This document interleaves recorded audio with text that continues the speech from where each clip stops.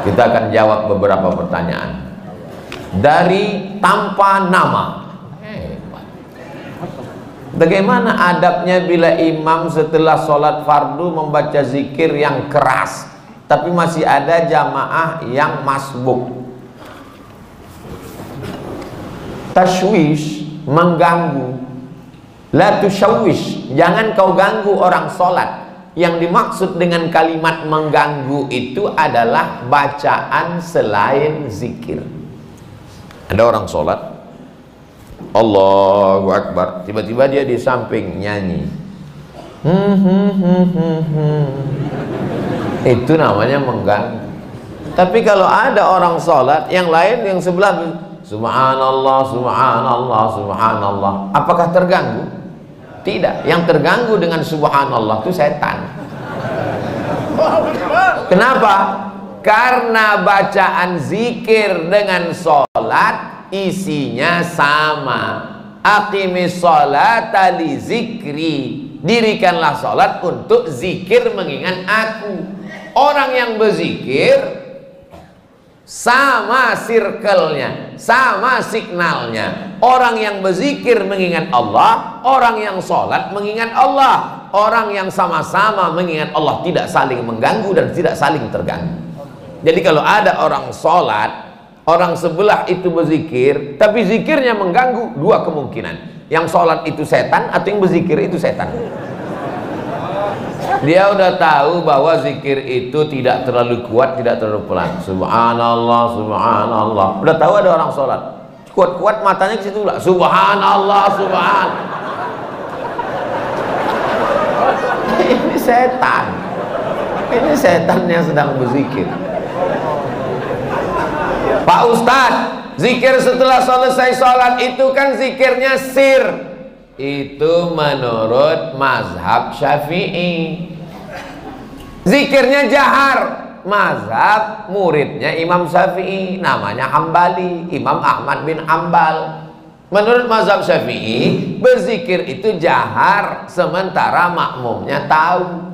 Kalau makmumnya sudah tahu, zikirnya sir. Maka di sebagian masjid zikirnya sir. Pas imam ditanya, Pak Imam zikirnya kok enggak jahar? Makmumnya udah tahu.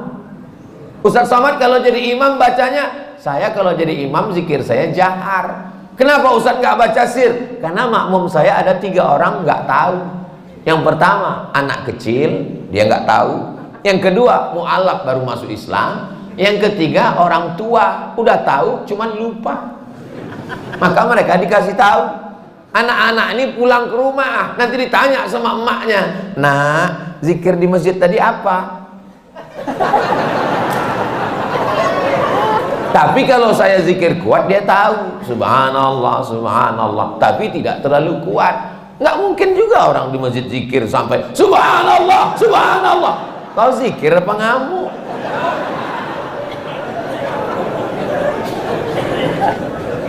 Jadi yang paling bagus adalah khairul umuri awsatuha, sebaik-baik perkara pertengahan. La tajhar bi sholatika, jangan suaramu terlalu melambung. Wala tukhafit biha, jangan pula terlalu tersembunyi.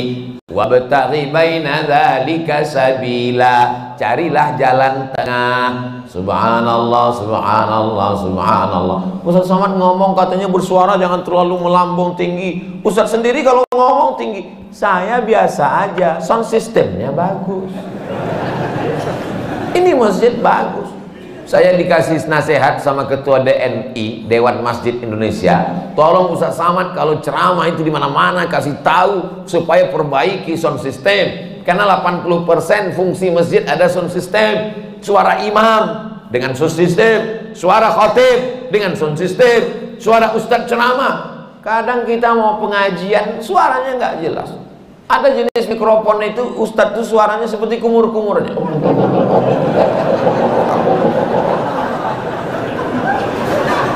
Tapi di masjid Darul Hamid, Baitul Hamid, bait rumah, Hamid rumah orang yang memuji Allah, rumah yang terpuji. Masya Allah, tenang, sound systemnya mantap, cuman agak panas aja dikit.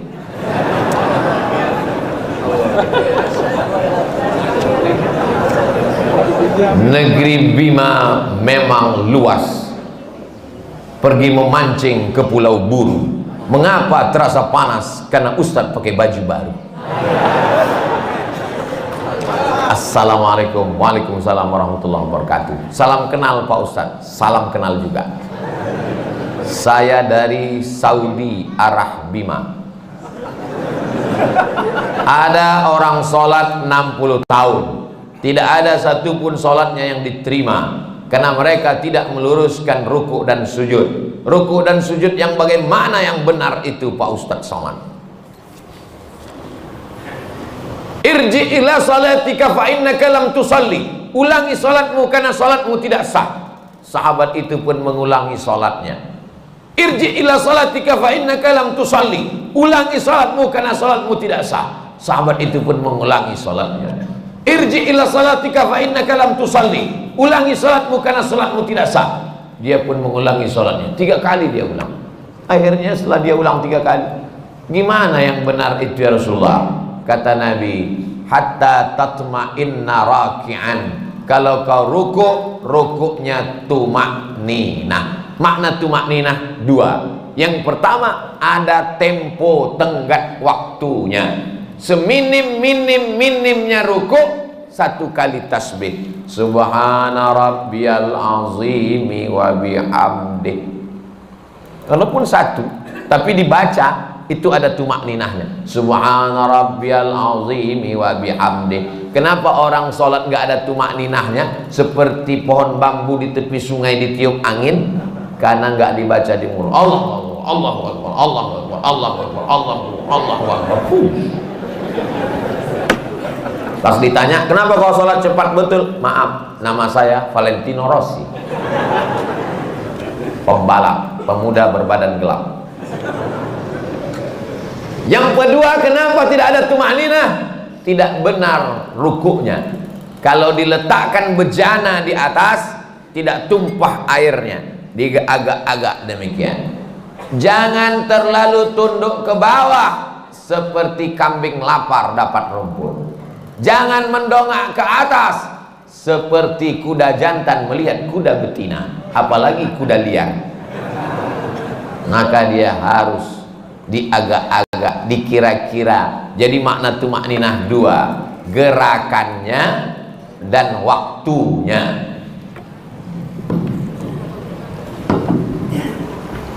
Allahu Akbar. Subhana rabbiyal azimi wa bihamdi. Subhana rabbiyal azim. Tidak terlalu menunduk ke bawah, tidak terlalu mendongak. Jangan rukuknya mendongak. Lalu kemudian sujud hatta tatma'inna sajidan. Kalau engkau sujud, sujudnya juga tumaknina. Ujung kaki 2, ujung lutut 2, tapak tangan 2, kening 1. Nggak ada orang keningnya 2, menempel ke bawah. Ini kening. Apakah hidung juga wajib disentuhkan? Kening ke lantai wajib, hidung mustahab, dianjurkan. Yang paling bagus hidung. Cuman beda kita dengan orang Arab. Orang Arab tuh nggak terlalu terpaksa, kena dia. Kita memang agak kita paksakan dia. Mohon maaf, yang besek jangan tersinggung. Ini saya cerita tentang saya nih maksudnya. Jadi masalah hidung kena itu mustahab, dianjurkan. Bagaimana kalau orang pakai peci sampai keningnya tertutup? Ada orang pakai peci gitu. Makanya sebagian orang kadang kalau mau sholat dinaikkannya ke atas. Supaya menempel ke bawah. Afdolnya demikian. Bagaimana kalau ada orang keningnya tertutup? Maka sesungguhnya kain pada bagian tubuh yang menutupi tidak membatalkan sholat. Mana dalilnya? Karena ada seorang sahabat Nabi sedang sholat, dia ambil ujung jubahnya, dia tutupkan ke atas pasir, karena dia tidak mau keningnya menempel ke pasir karena panas, terik, nggak ada sajadah. Sholat dia, pas mau sujud, ujung jubahnya dia sujud di atas. Itu dalil boleh menempelkan ke kain yang menempel ke badan, tapi kurang afdal. Yang afdal adalah menyentuh. Begitu yang diajarkan Nabi. Kenapa orang bisa tasbihnya itu cepat sekali? Karena tidak diucapkan di mulut. Kalau diucapkan di mulut pasti pelan. Subhana rabbiyal a'la wa bihamdi. Subhana rabbiyal a'la. Subhanakallahumma wa bihamdika.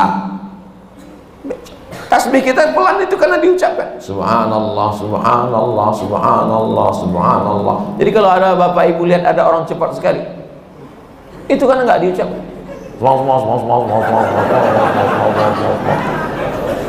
Nggak diucapkan. Bahkan kata Syekh Ali Jum'ah, itu pakai nafas membantu lebih khusyuk diucapkan walaupun sholat zuhur dan asar.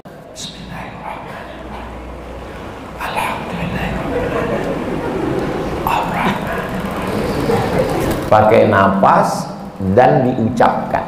Apakah Nabi itu kalau sholat mulutnya bergerak? Ditanya kepada sahabat Nabi namanya Khabbab ibnul Arth. Ya Khabbab, ya. Nabi itu kalau sholat mulutnya bergerak. Ya. Dari mana kamu tahu? Bittirabi lihiyatih. Aku lihat jenggot Nabi bergoyang.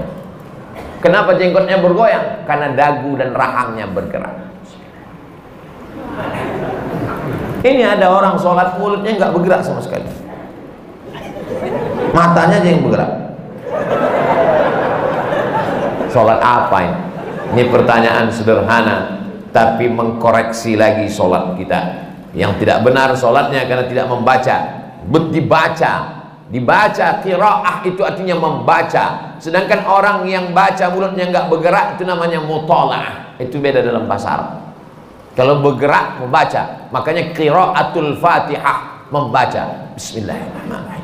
At-tahiyatul mubarakatus shalawatut thayyibat. Assalamu alayka ayyuhan nabi wa rahmatullahi wa barakatuh. Wassalamu alayna wa ala ibadillahi sholihin. Asyhadu an la ilaha illallah wa asyhadu anna Muhammadar Rasulullah.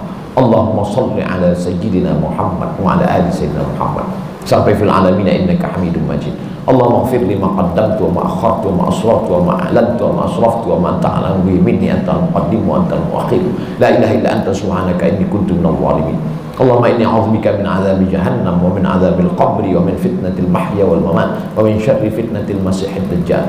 Allahumma a'inni 'ala dzikrika wa syukrika wa husni ibadatik. Assalamualaikum warahmatullahi. Assalamualaikum warahmatullahi. Tumakninah. Kalau tidak ada tumakninah, kata Nabi, ulangi sholatmu karena sholatmu tidak sah. Mari kita jaga sholat kita lagi insyaallah. Jangan menjadi pencuri-pencuri sholat. Bagaimana pencuri sholat? Karena tidak lengkap rukunnya, syarat-syaratnya menurut pandangan ulama fikih. Ada orang sekarang ketika ditanya, kamu sholatnya kok cepat sekali, nggak lengkap. Yang penting hati kita. Ini orang tidak belajar fikih, nggak ngaji. Dan orang seperti ini tidak ada di Bima. Dulu pernah ada tapi udah meninggal. Assalamualaikum Ustaz. Waalaikumsalam. Berkaitan dengan kirim Al-Fatihah, apakah Nabi ngirim Al-Fatihah untuk istrinya Siti Khadijah? Apakah Nabi ngirim Al-Fatihah untuk Ja'far saudara kembarnya? Apakah Nabi para sahabat kirim Al-Fatihah? Supaya kami paham Pak Ustadz. Jadi ini yang nanya ini, dia mau beramal kalau dilakukan Nabi. Kalau nggak dilakukan Nabi, nggak mau. Nggak apa-apa, bagus. Ada seorang sahabat Nabi, bukan sahabat Abdul Somad. Dia sebelum tidur malam bertasbih alfa uqdah 2000 simpul. Diambilnya simpul tali 2000. Simpul tali 2000. Habis itu zikir subhanallah subhanallah subhanallah 2000 simpul. Sekarang saya tanya, bolehkah bertasbih 2000 kali sebelum tidur malam? Boleh apa enggak boleh? Sekarang balik pertanyaan ini. Pernahkah Nabi melakukannya? Nggak pernah. Kalau nggak pernah dilakukan Nabi, apakah boleh dilakukan? Tadi katanya yang boleh, sekarang nggak boleh. Ternyata kalau ngomong sama orang belum sarapan susah ya.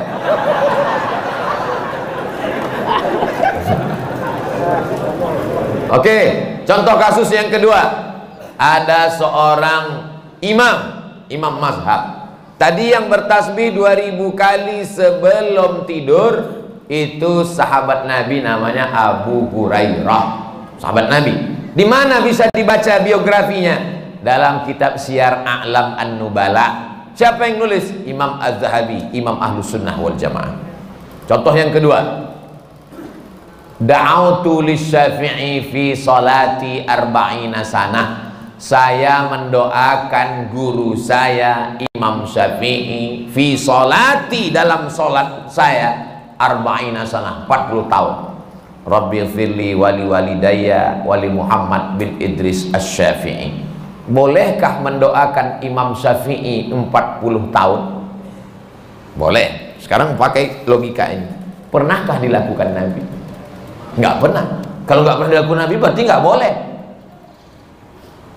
Ini pertanyaan tingkat tinggi. Apakah mesti disyaratkan, mesti dilakukan Nabi dan sahabat?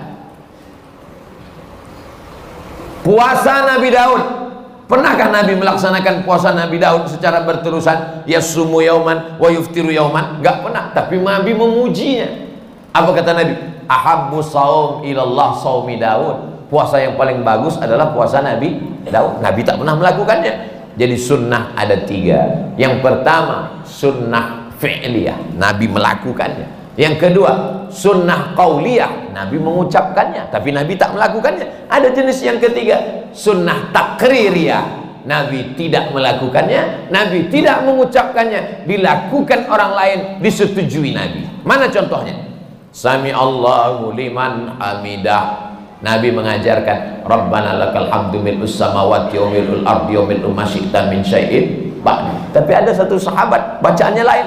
Sami Allahu liman hamidah, Rabbana lakal hamdu hamdan thayyiban mubarakan fi. Selesai sholat Nabi tanya, siapa tadi yang baca alhamdulillah hamdan thayyiban katsiran mubarakan fi? Aku nggak pernah ajarkan. Aku ya Rasulullah. Apakah Nabi marah? Aku nggak pernah melakukannya. Kenapa kamu pandai-pandai buat doa itu? Kau masuk neraka jahanam. Apa kata Nabi? Apa kata Nabi? Ra'aitu bid'an wa salasuna malakan yabtadirun. Aku lihat 39 malaikat turun dari pintu langit ingin mencatat doa yang kau baca. Enggak pernah dibaca Nabi. Begitu juga dengan Allahu Akbar kabira, diriwayatkan oleh Abdullah bin Umar bin Khattab. Nabi mengajarkan Allahumma ba'id baini wa baina khataayaya kama ba'adta bainal masyriqi wal maghrib. Sahih Bukhari. Allahu Akbar kabira ada juga dalam Sahih Bukhari. Nabi tidak pernah mengucapkannya. Siapa yang membaca itu? Sahabat. Allahu Akbar. Tiba-tiba ada sahabat di belakang, Allahu Akbar kabira walhamdulillahi katsira wa subhanallahi bukratan wa asila. Titik. Wajah tu wajhiyya itu iftitah lain.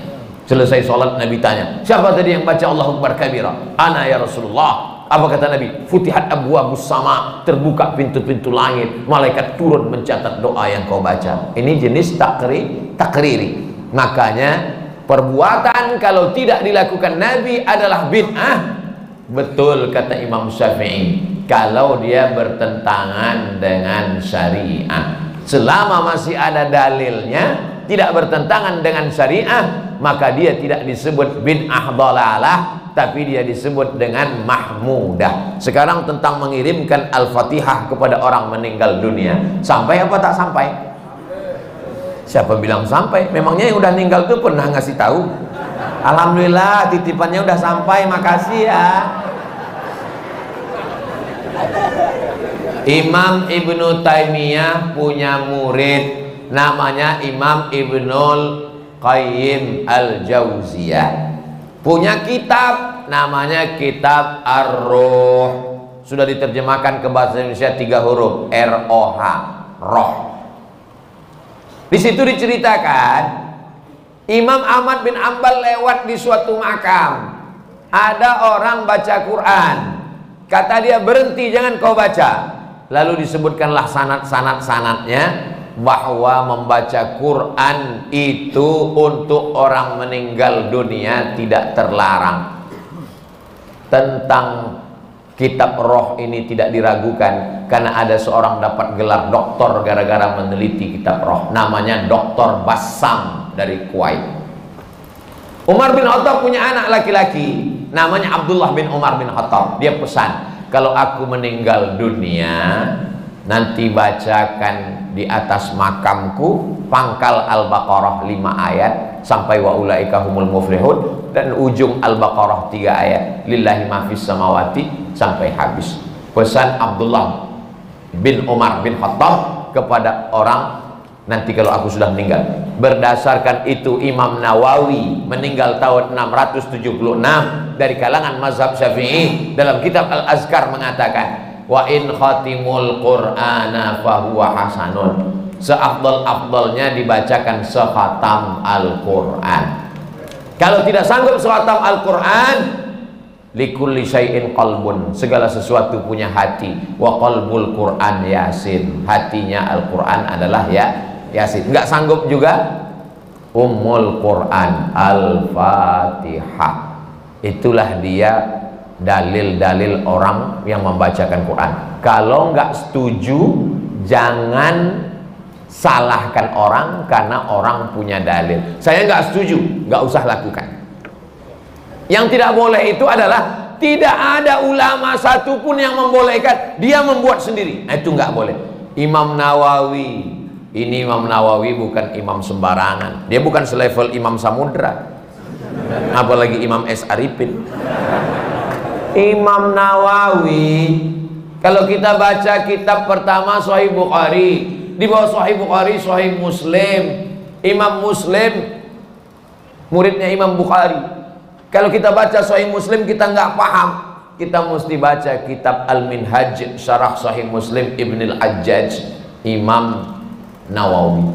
Imam Nawawi itu dalam kitab fikih, kitab besar Al-Majmu' Syarah Muhazzab, Raudatul Talibin wa Umdatul Muftin. Saya ngajar hadis arba'in, hadis paling sedikit kecil arba'in, Imam Nawawi. Hatam arba'in naik kitab Riyadus Shalihin, Imam Nawawi. Hatam Riyadus Shalihin naik lagi kitab Al-Azkar, Imam Nawawi.